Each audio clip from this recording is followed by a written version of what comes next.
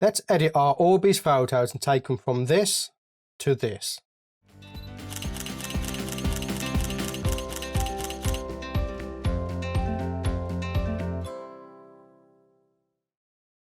Hello, my name's Stuart Wood and welcome to my YouTube channel. In this video, we're going to be editing the orbeez photos that we took from this video, and we're going to take them into Lightroom and we're going to edit them in a creative way. Before we get going, I want to welcome all the new members to the Macro World Facebook group. We've had quite a few new members come in, and the work that they're posting there is fantastic, so keep up the good work, guys. I can't be there every single moment of the day, but I do check in at least once a day just to have a look at what's going on.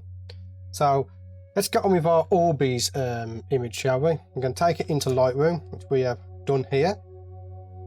And to save repeating myself, I've already sorted out which ones I like. I've already pre-edited them as well. So if I turn on my flagged filters, you'll see that our pics are just here. And I'm going to be editing this first one here. This is one of my favorites, that one and the yellow one here. These two are my favorites. There we can have a look at these. You got that one and this one. When I do the edits for personal work, I will generally just use one of my presets. But for this, I'm going to reset it. Okay. So there's the before. Okay. And I'm going to take you through what I did to edit this image. Okay, so the first place I usually start is in the basic, and normally I will start with the presence sliders. So for that, I'm going to reduce the overall vibrance. Go to around -40, around there. And the saturation I'm going to bring down just a little bit. Now we are going to be playing with the colours on this image a lot using some of the other sliders, so just bear with me. And once I do that, I get roughly where I want. I'll start playing with the exposures. So I'm going to bring it up just a tad, very little, and introduce some contrast. The highlights, you see they've got some blown out highlights here. We're going to try and reduce those. Let's bring down the highlights to about there will do, I think. And then the whites, they're going to need to come down as well. Right, there will do. Okay, let's bring up the shadows. And I'm going to bring the blacks down slightly as well. Okay, so we have the before and after. You can see there we've reduced the overall saturation. We brought down some of the blacks, we introduced some contrast. That's where I always start, is the basic tab. From there, I always, without fail, go to the camera calibration. Now this is something that some people say you should never touch, but I'm always in here playing with the colours, so let's have a look at that. Bear in mind, I'm editing this the same way as I've already edited, so I know what values I'm going to be using. But if you don't know what values you're going to use, then generally just grab the sliders and just move them around, okay? And what I did here is I just love this one. I loved it, so I just left it there, okay? Again, with the hue on the red side, we can move it around till we get something we like. Okay, let's boost that saturation on the reds, so we're targeting the individual reds now. Let's go on to the green. So again, you can move it around and you can see how that just looks better. You know, there it's all like, it's like a puke yellow, whereas when we bring it this side, we get some nice colours. So obviously I don't want it that high, I will bring it back down a little bit, play with the saturation, and I'm going to keep that where it is. And I've said it before and I'll say it again, if you don't know what something does, just move the slider, because you're not going to damage your file. Everything is non-destructive. If you don't like the results, what you can do, so if we come here, if we bump up the saturation on our greens and you don't like it, just double click on the name and it will reset it back to 0. So you can't harm your file, you're not going to damage anything. You can see there, I don't like that, you got too much green, too much purple, but if we bring it down to the left on the blue primary, we get these browns getting introduced to the image. Okay, let's bring the saturation down on that as well. Roughly around there. So there's the before and after we're playing with our camera calibration. Love it. I absolutely love the camera calibration. Let's close that and let's come up to our tone curve, because that's the next one I usually play with. And what I like to do is just introduce a very small S-curve, but I don't move these points. A lot of people move these points, so you get like, like an S-curve like that. That's not what I do. What I like to do is I like to move the bottom point up. This gives it a nice matte look, and as anyone who's followed the channel for a while, you know I'm into the matte look at the moment. And then I'm going to bring down the whites.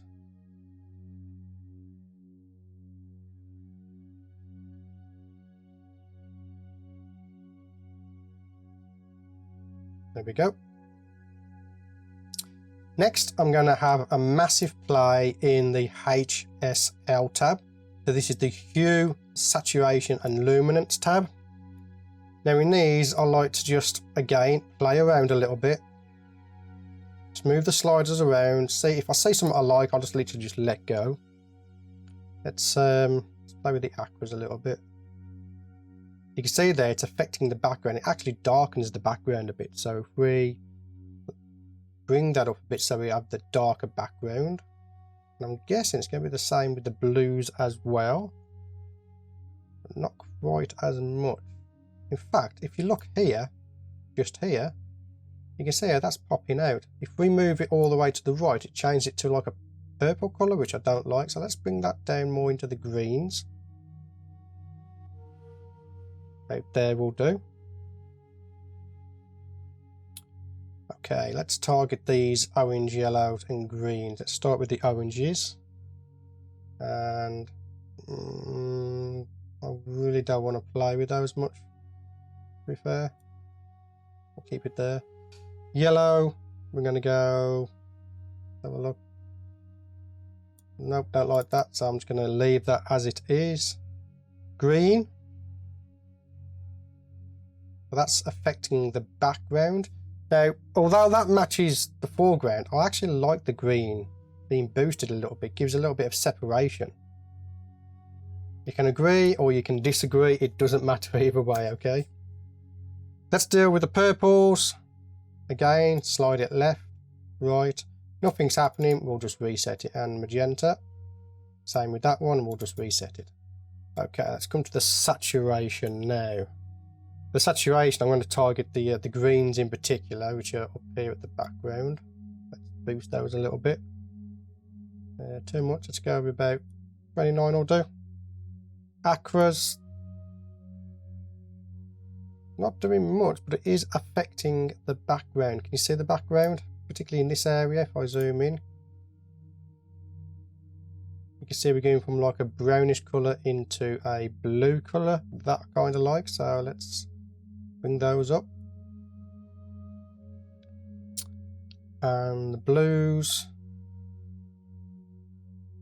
Yeah, you can see there, if we bring it right up, you can see it on here.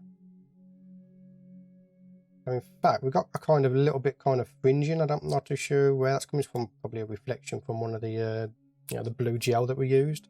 I'm going to eliminate that by just bringing down the blue slider. Okay, now this is one of the important sliders, which is the luminance. Okay, a lot of people overlook this slider. So the reds are a little bit bright, so we're going to bring those down. The orange, bring it up a little bit, not by much. The aquas, let's bring those up a very little bit, and I think that's going to do it for now. Bear in mind, I already know what I've edited on this this image. Okay. The next one we're going to do is split toning, and for this, what we want to do is have a nice blue colour. If you hold down the Alt button, or we slide this slider around, we can get a nice blue colour. Pick one we like, such as that. Okay. Let's bring the saturation up on that now. Yeah, around 37 will do. I want to adjust the balance so it's going exactly where I want it to go. I'm not going to touch the highlights on that. Let's deal with the detail, sharpening we want on there. That's all okay, to be fair. Okay. We'll keep that as it is. Length correction, you can turn this on or off. I'm going to keep it off because I want that little bit of a vignette in there. Let's play with the effects. So again, like I just said, we want a nice vignette in there. So I'm going to go with minus 14. Midpoint I'm going up to 0. The rest will keep as standard, so you can see there what that's done.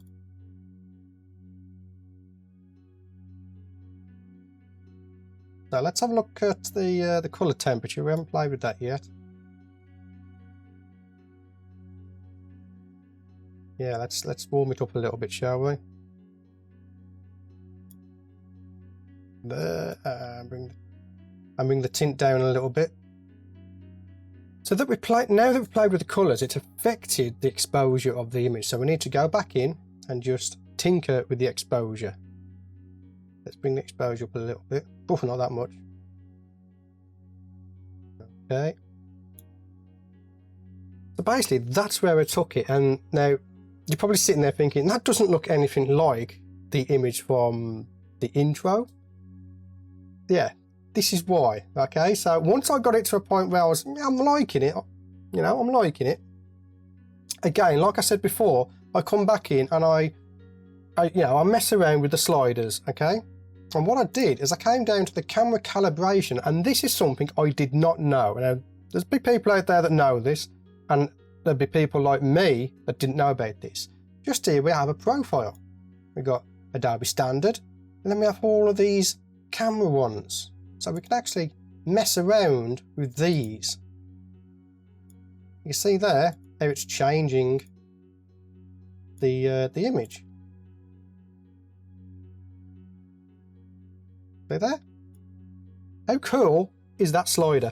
And the one I selected for my image is Camera Portrait. And how awesome is that? Just selecting that has changed the image so much. Gone from the standard, which is here, to that. And that I think is just awesome. Let's see the before and after now. Well, that's the before and the after. Fantastic. One final step that you have to do now, right? So you've gone in there, you've photographed your orbeez, okay, with colour gels, you've gone in there and you've created this awesome picture. What you want to do is save it as a preset. So if you come to the presets here, click save. I'm just going to put this as a demo one. And what I do, I always untick exposure because you never know what your exposure is going to be on your image. So I always adjust that manually. That's how I've built up all of my macro presets. Every time I edit an image, I save the preset for use in other images. And now I've got so many presets now that generally when I'm editing, I will select one of those presets, then adjust it to suit my needs for that particular image. So that's exactly how I edited my orb images. Now, as you can see, we have several different ones down here. The yellow one I particularly like. And I want to give you one bit of advice. If there's anything you can take from this video, it's this. Don't copy my settings. Play with the settings yourself because your image is going to have different exposures, different colours in it than what mine has. And if you copy those sliders on your own image, then it's not going to work. This is the yellow one again. I saved presets for all of these. And that's something else that I would highly recommend is every time you do an edit, just save out the presets, okay? You don't need to go buying presets if you don't want to, just make your own, it's quite easy. Anyway, that's it for this video. I hope you enjoyed it. I hope you found something useful from it. If you did, let me know in the comments below. I want to thank you for getting to the end of the video. And as always, my name is Stuart Wood, and I'll see you on the next video. What I like to do is just move the bottom points here, and that's not what I wanted. Delete that. No. Delete control point.